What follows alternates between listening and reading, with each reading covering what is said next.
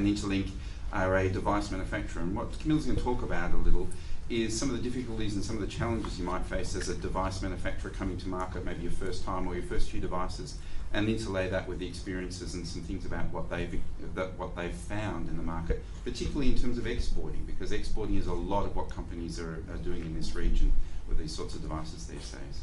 So over to Camilla Powell. Okay, thanks, Sean.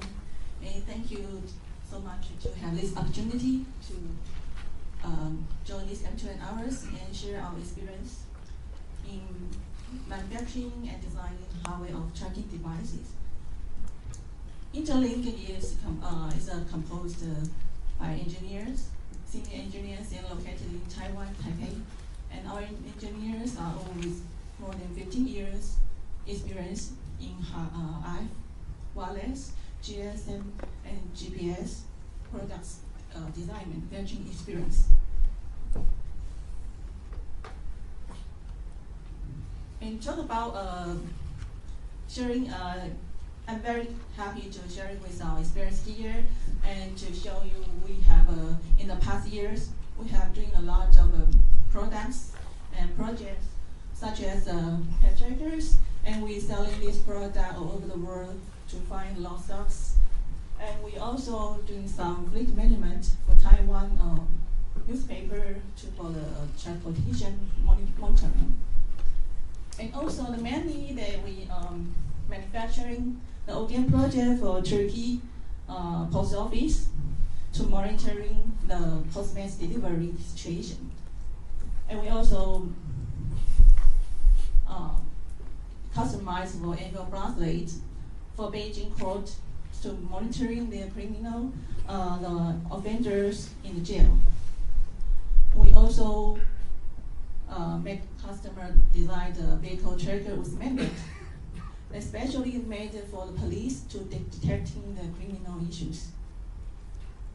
All this just show you how the experience we can bring you your ideas into a real product in very fast way.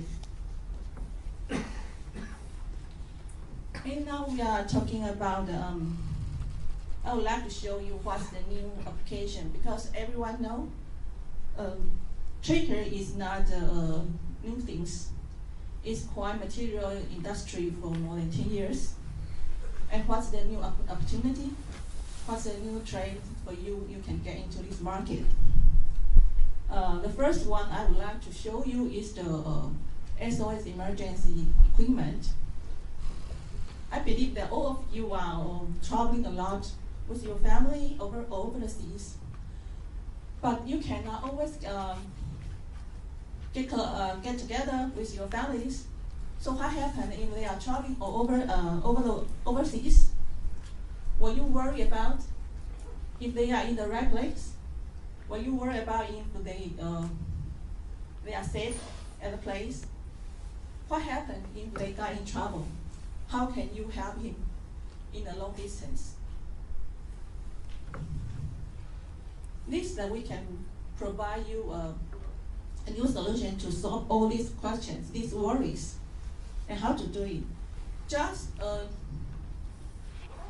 hardware GPS tracker and with inclusive apps for either for Android phone or for iPhone, and a roaming card. So while there's any situation happen, a SOS notification will be delivered to your smartphone while the panic button is pressed. And this gives you a trail to see how to help when they are asking for or they are in danger.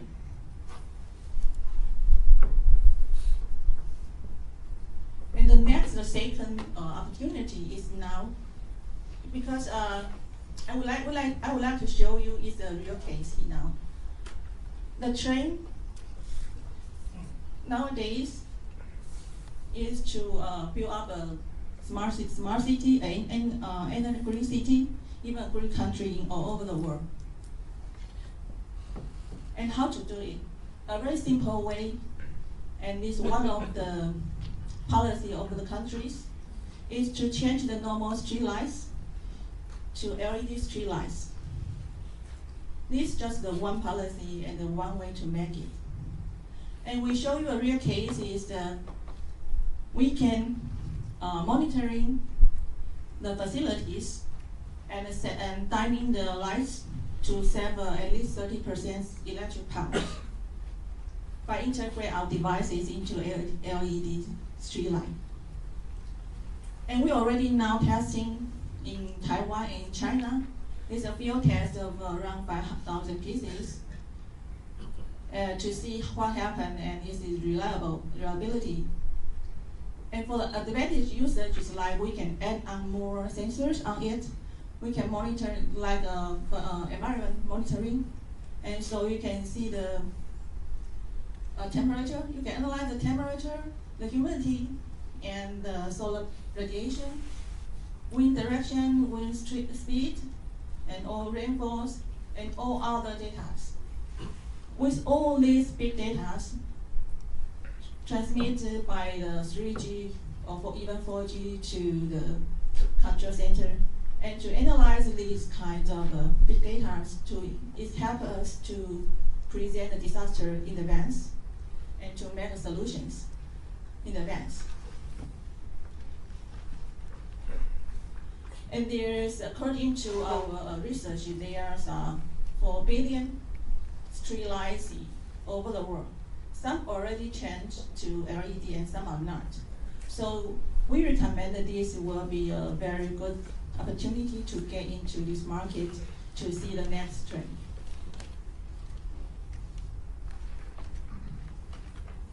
And now we are going to go through, and I would like to ask you, are you ready to get into this market? And what is your conditions? What is your only viable to think to buy the hardware? I'll mainly introduce the hardware, but what will be the only choice? Is the price you only concern? The lowest price is the best, or the highest price is the best? What is the value that you can to select the hardware devices?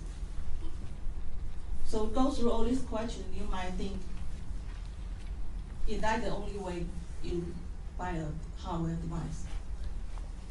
And then you get into this market. What we provide you is the very well manufacturing experiences and also R&D supports.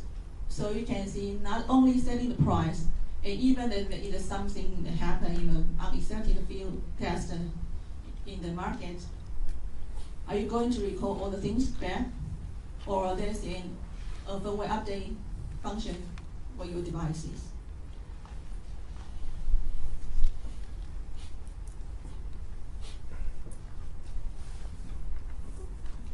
I think this is the most practice to let you to select the hardware. But just 1 week ago, one of my customers asked me, what is the expectation of your company among all these manufacturers in Taiwan and in China? The tracker composed GPS, GSM, and processors, and all the IC components, but none of this is made by us. We just integrate all these things, and what is our expectations? And that's a very good question to me to reply to my customer, and also I think it's a very good question for you to think about how to choose your long-term supply. The hardware is not a new thing, so to select a very good supplier and cooperate in the future and for the long term, that's the way to guarantee your product will be always preserved in the right way. And what we can provide is we have in-house hardware, software, and even platforms, service, and app designer. So we provide you a total solution, and we got very good experience on the antenna fine-tune and the mass production experience. So this is that we can guarantee our customer you can get a reliable product, not only on sample, but always in your shipments.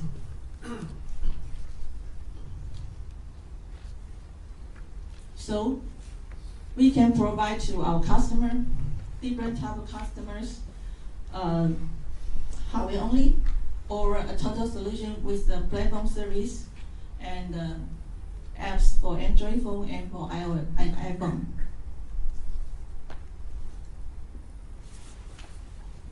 And we can easily to customize your needs into market in very short time. And that's our partners in the past and ongoing partners. So you can see the reliability and our expectation for you to be chosen as your partner. And that's all for today.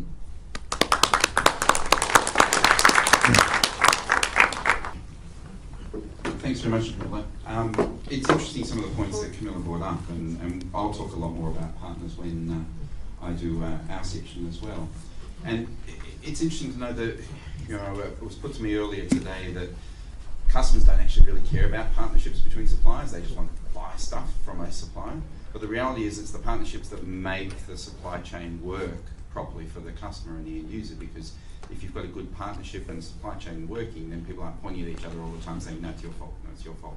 And that particularly has happened in a lot of things that we've seen over the years, because the networks are always very quick to point at the device suppliers. The device suppliers are always very quick to point at the networks when something goes wrong. And that's really when you need a good relationship. It's when things go wrong and you need to actually, you know, find out what the problem is quickly and solve it. So long term is very much what this business is about too. It's not just about selling, you know, 1,000 units into a company and walking away, because these devices are out in the field for years, often, you know, 5, 10, 15 years in many cases. So you need to be thinking about that sort of stuff as you plan your device and as you plan your go-to-market strategy.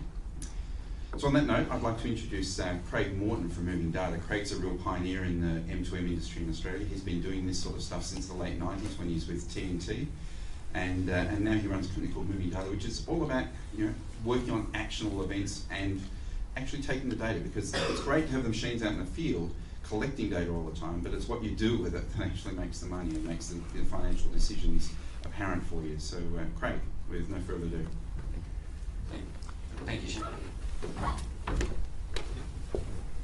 Yeah, hi, I'd just like to back up what Shane was saying. It's all about the modern words of ecosystem, but it's a supply chain, and if we can add value to somebody's innovation in a supply chain, then we're doing our job, as many are. Now, I've noticed at this conference I haven't come across many real subject matter experts and customers that are out there actually building innovations. I've met a couple, but not a lot. And so I think I've discovered in my journey is that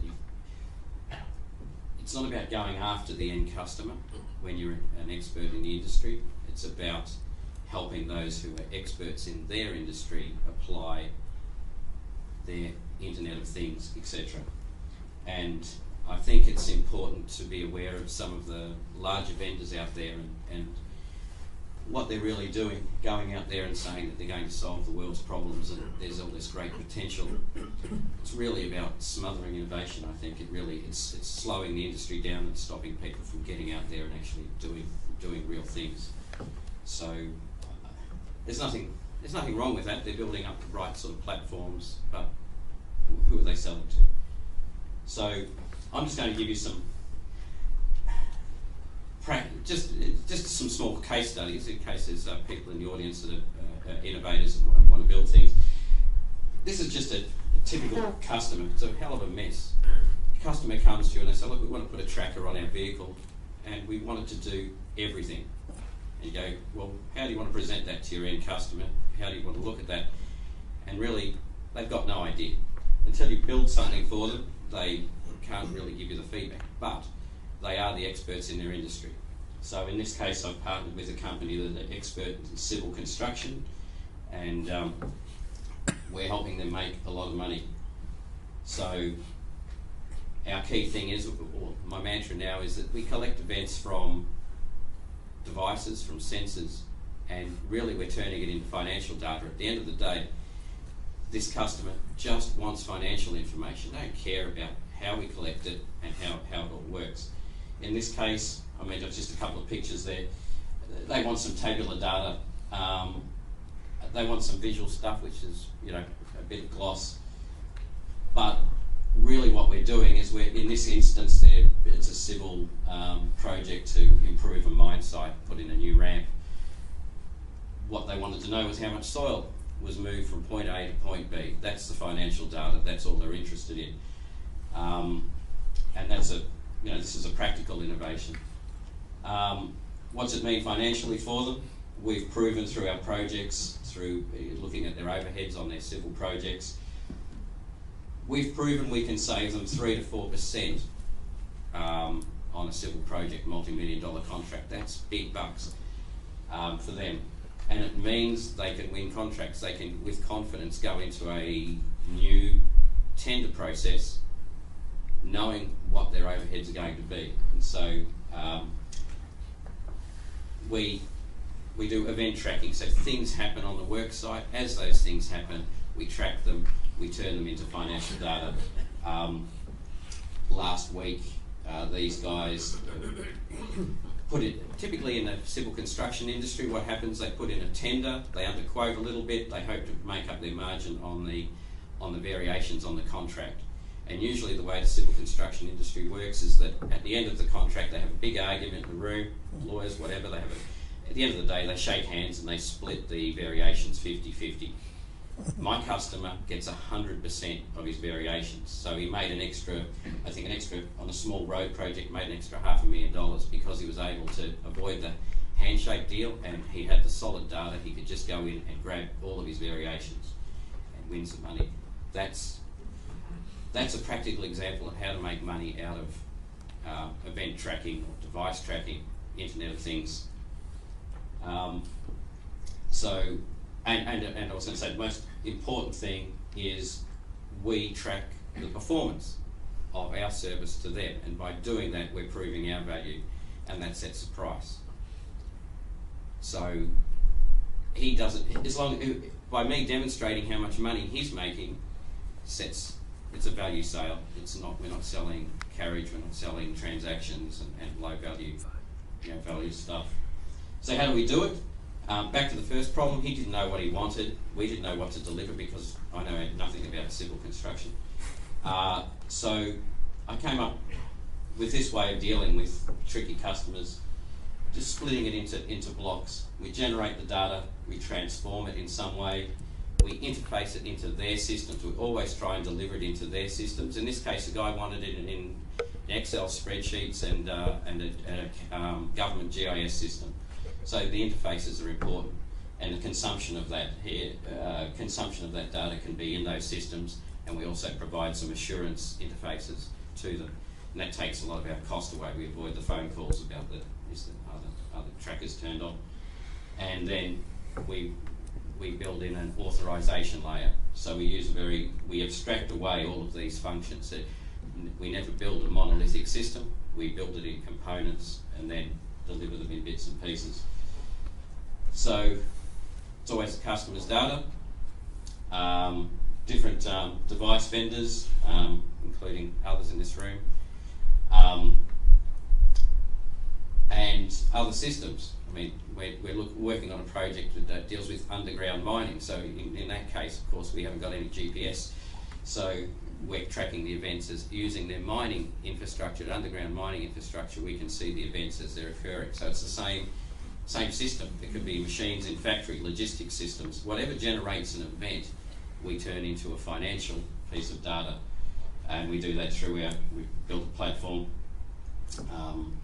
And the trick is we augment these live events as they come in with facts that are known. In that first picture, we saw some geographic circles. They're facts. They don't. The geography is the same. What's interesting is when devices move between those points. So they're augmenting events with facts. Key thing to do. It costs a lot to make a user interface. There's plenty of people out there making beautiful user interfaces. Use it. They're part of the supply chain. Call it ecosystem if you like, but they're really suppliers. Get the beautiful visualizations that demonstrate to your customer or their end customer in the way they want to see. Try and use the systems that they're already using. And here's something new that we're doing. We've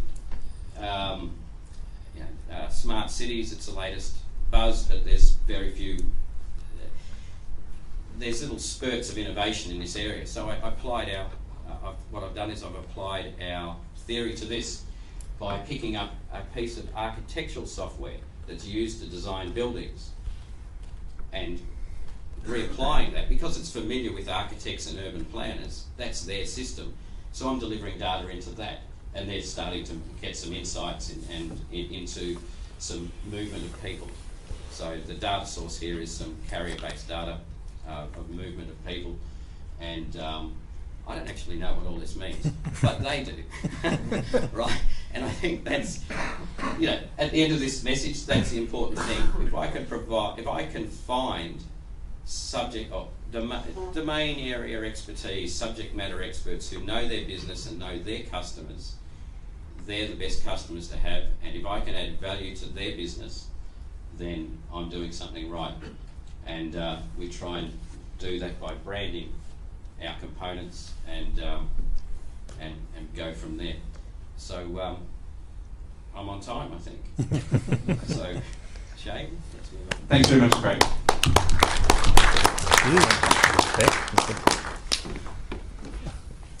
So I think, could I please?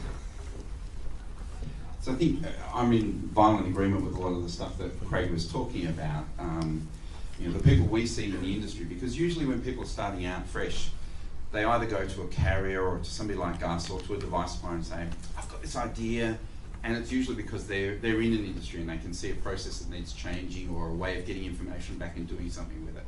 And then they start from that. Or they start from a device background, they want to design something.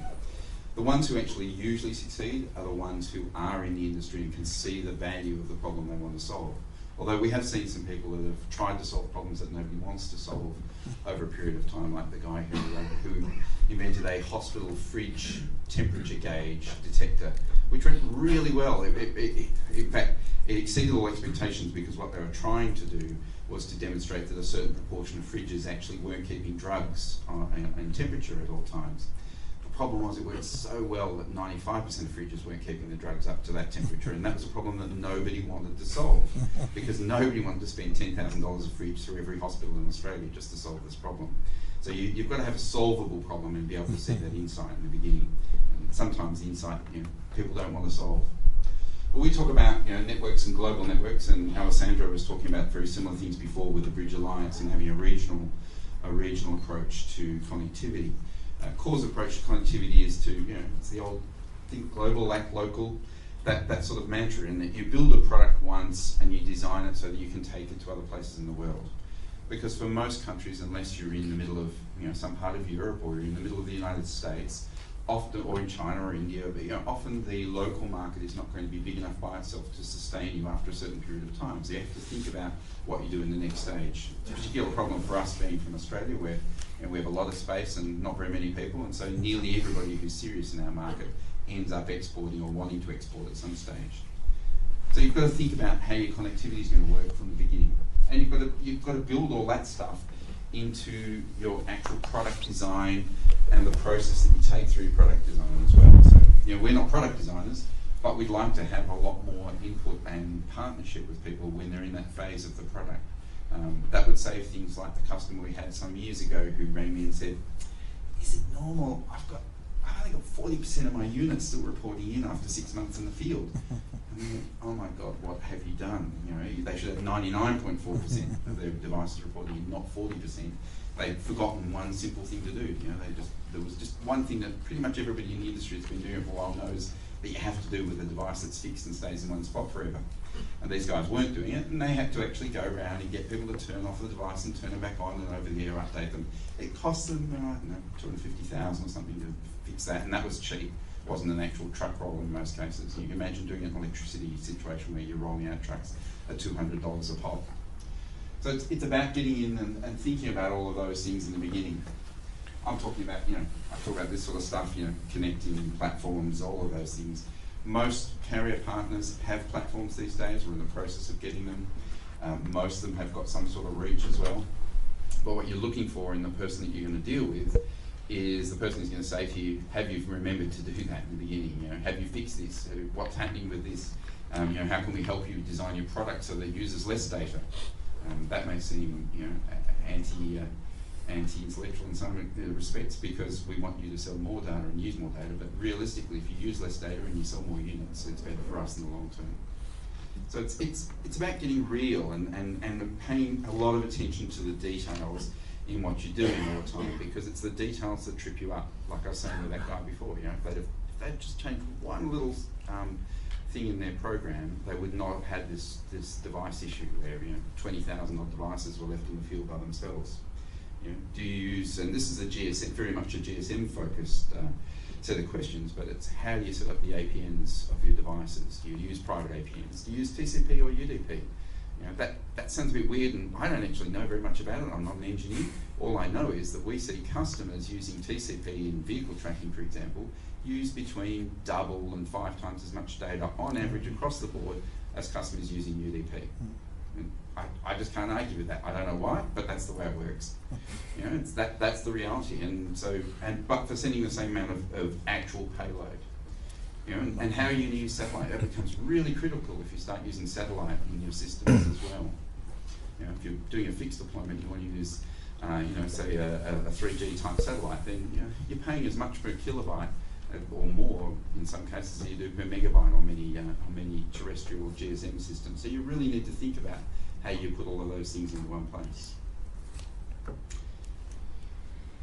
Core's business model is a little bit different to maybe some of the other carriers and people around, and our partnership model is very viscerally based on our partners doing well, because if you don't sell stuff, we don't actually buy anything, or we don't get any income.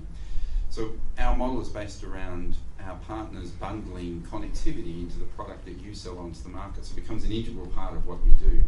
So if you're selling a vehicle tracker, the device connectivity is bundled into that fee that you charge your customer. It means your customer only has to deal with one partner. You also earn some money along the way for actually doing what you have to do anyway, which is deal with carriers from time to time, whether that be us or somebody else. Many's the time we've spoken to device manufacturers that say, oh, we had to ring blah, blah, blah carrier the other day because the APN wasn't working, and the customer rings us first all the time, and we say it's the device, we say it's the network, and then they can't get through to anybody at the network. The idea is to have one person to ring, a chain of responsibility, so that when you know what's going on, when something happens, you know what's going on. Because these things are only ever important when you get problems, and mobile wireless networks of any type, whether they're satellite or cellular, always will have a problem at some stage. That's just the nature of the network. They're ephemeral.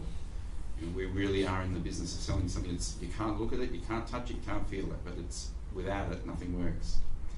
So you have to think about those sorts of things. You think about, you know, the ecosystem that you're buying into when you're partnering up with people, and think about, are there different ways of selling a product? You know, am I going to sell, say, you know, a pet tracker or something with 2 years worth of usage included in it, and at the end of that it just dies and people throw it away or they resubscribe? You know, am I in the usage-based insurance market where it's included as part of my premium, and so that your customer is actually the insurance company in those cases? They're all important considerations, and it goes, really a lot of this goes back to Business 101 rather than M2M 101, because it's the same process, and you would be surprised over the years the number of people that we've all seen that have got a fantastic idea. You're going to sell 10,000 units. They haven't actually designed the product yet. They sort of know where they want to get to, but there's a long of steps along the way. And that can be a 2 or 3 or 4 or 5 year process in many cases. We're seeing the result of what's probably a 5-year process to date with another customer who's, you know, trying to sell into a large organisation in the US. And if he gets that finally over the line, which it looks like he's there, then the payoff comes. But it can be feast or famine as well. And that's hard with a small organisation starting out. So we've talked about demand, we've talked about, you know, marketing. It's really about knowing why you want to do the product, and is somebody going to pay for it. I often talk with our sales guys about following the money trail for a product. So, you know, somebody comes to you with a new idea, and we see them first off is, who's actually going to pay for this? Is it a health product? Are the insurance companies going to subsidise it? Because if they're not, are people going to buy it? Probably not. You know, particularly if it's relatively expensive. Why are the doctors going to sell it, as you might say? How's your channel? You know, do you have a distribution channel for it? distribution channel and not having an effective distribution channel is probably the second most reason why new products in M2M seem to fail. You know, people just don't necessarily think about how they're going to get their product into the market. Regulatory is important. It's not dominant. In some markets it's more important than others because it's used as a barrier to entry in the market. For example, the US, you know, AT&T now moving to 3G require PTCRB and AT&T certification, and they won't put any more 2G devices on. So there are barriers to entry, but they are just hurdles, and it means that you've got to have your business case really tight so that you know you can sell the 50 or 100,000 units to get you over that cost of $50,000 to get it certified. So there you go. That's a little bit of our talk. I'd like to finish off today with by introducing Omar Hatmi from C-Track. He's the managing director of C-Track Asia, and C-Track are one of the larger and more well-known tracking companies in the region and in the world. Actually, they're a South African company. It's their 30th year of operation, that makes really quite an old company. We've all been doing it for about 10 or 15 years, but 30 years is quite substantial. A lot of tracking companies emanated from South Africa in the 80s and 90s due to security concerns there, and that was what it was being driven by in the early days. So maybe Omar can share with us some of the things that they found along the way. We were talking outside about some of his challenges in dealing with containers dropped in the Taliban getting into them before the Americans did. So there's a lot of history in the things that he's got to say. So we'll leave you with Omar and then we'll come back for questions after that. So thank you.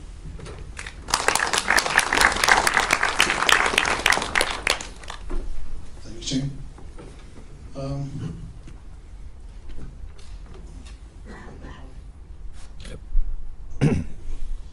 Okay, my presentation is going to be about a problem we faced. As Shane says, we are a very old company. We started from the old, as you see in the movies, that red light beacon. That's where it all started from. And it all started when gold was stolen in South Africa. So they needed something. Somebody had to go drive behind a vehicle with an antenna, beep, beep, beep, beep, beep. So that's where we started from. And of course, where we are today. I'm going to try and walk you through what we're doing.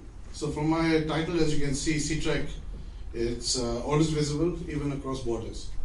This is the challenge we faced when we came to Asia, and I'm talking about 2010. We decided that we wanted to meet a challenge of logistics across borders. Before I start, I just want to walk you through who we are. C-Track is owned by a company called Digicor in South Africa. If you go on the internet, you'll find us.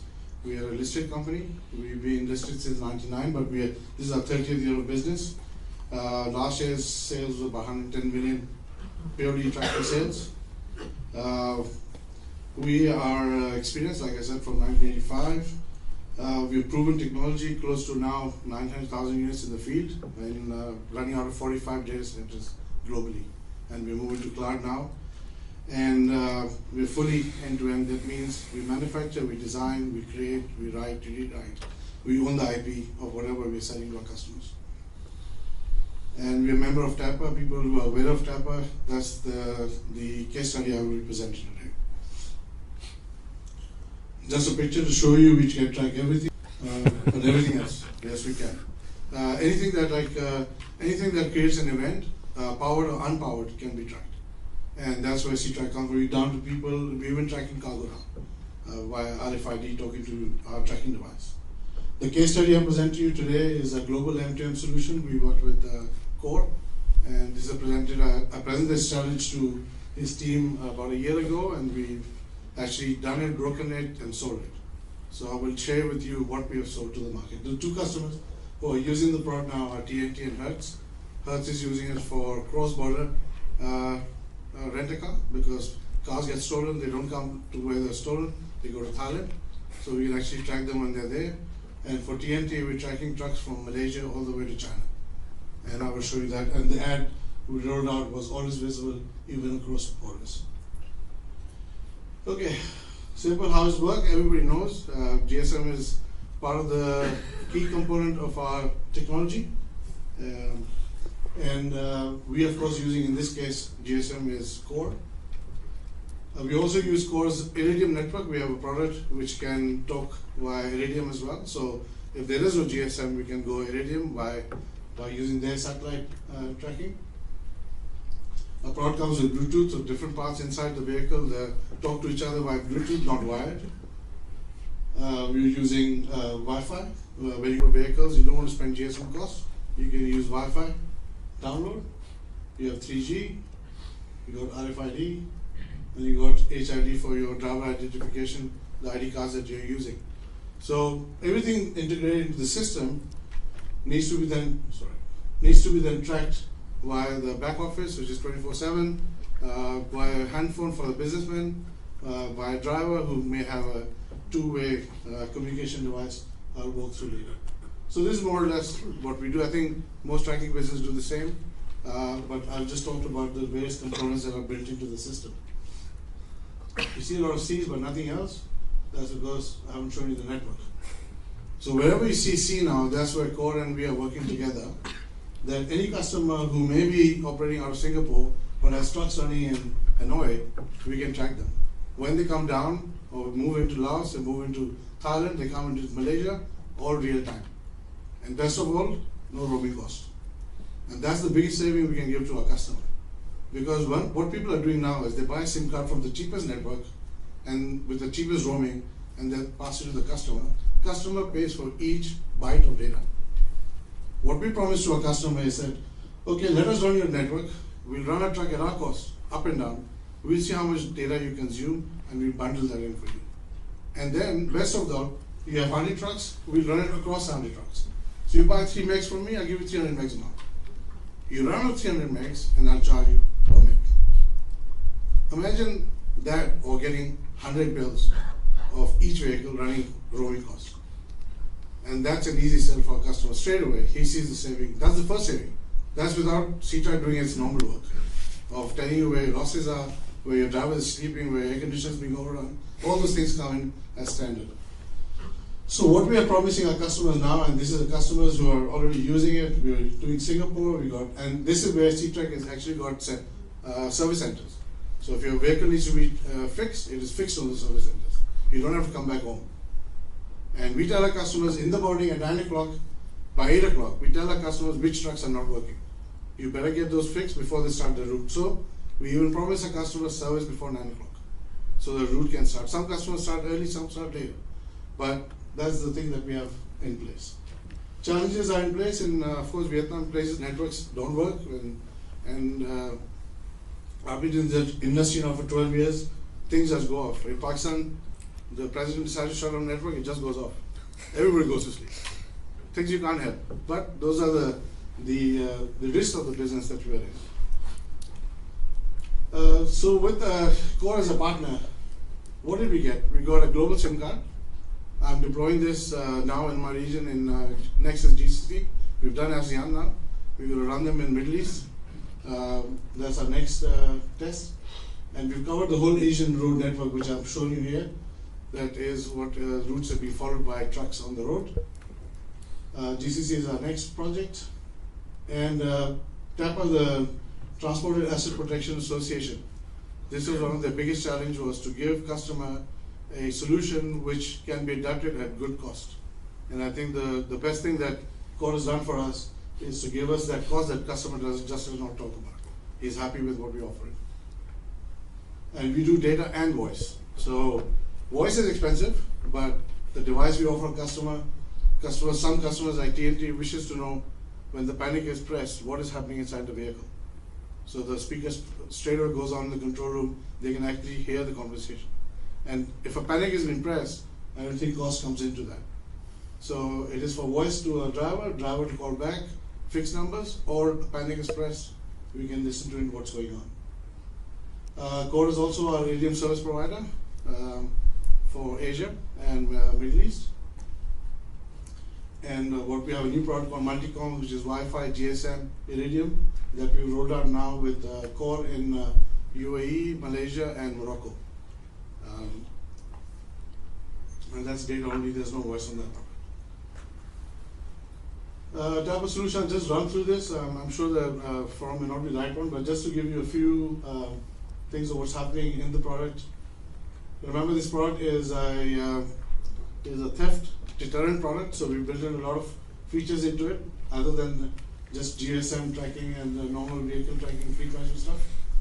We also launched a portable device. So in the morning, if the truck is going out and the job cannot be done, the customer can actually use a portable device to do that journey for the day. We built in driver fatigue now because 8 hour plus driving. We want to monitor the drivers don't keep on driving and they have an accident. We've launched mobile DVR, in-vehicle video, live stream as well as recorded. GSM jamming detection, that's the first thing we get when our trucks are stolen. The C-Track has got a built-in detection which just immobilizes the vehicle before even telling us that it's done. We can write up to 32 business rules for a customer. So tracking the C-Track unit can make a decision without even asking the operator, can I do this? Those business rules are written in. Could be, first gear is engaged, your handbrake should be down, seat belt should be in, door should be locked, otherwise don't start. Those kind of rules. We do a full snapshot action buffer because we're HSE compliant, so customers get to see 120-second replay, second by second G-force data of what happened. We use Nokia maps across the region. Google is a competitor now, so I think you won't see C-Track business anymore. Agent road record I already talked about, and CAN bus. If people know what CAN bus is, we can take engine data out of the vehicle and pass it to you real time. Just some snapshots of driver interface. This is basically a navigation, job to navigation, driver behavior, communication, job status, video on board, many things built into one device, which is Android based. And of course, to bring data to the customer, we offer a software server level. So you can run out of our data center, you can create your own remote client with your own database. You can run off a full-fledged web option and a smartphone option. So everything is available to a customer in any form that he wishes to use. Of course, integrating backend into SAP and all those things is standard. Thank you very much. Thanks very much, Aaron. I think you may have seen a very tracking-oriented set of presentations here tonight, but I think everything that we said applies to just about any sort of end-to-end deployment. It's all about finding the right partners and knowing your industry really well. So Omar's built up, and Omar's team have built up a whole lot of expertise in tracking itself and in logistics that they really apply to those products. So you see all of those extra feature adds come up over a period of time as people require them. GSM jamming detection, for example, is something that I would never have thought of, because that's just not something that happens in my country, but it is happening in here.